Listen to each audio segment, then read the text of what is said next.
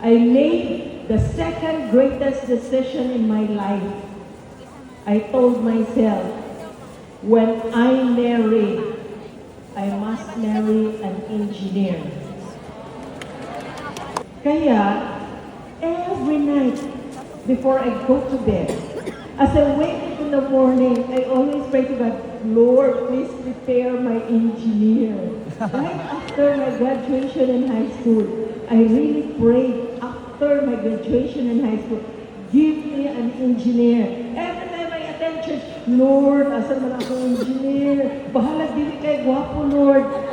Kapag dili lang po ni mismatch, basta engineer yun. So when I went out and met the one looking for me, he introduced himself as, hi, ako di ay si Engineer Ray Sago.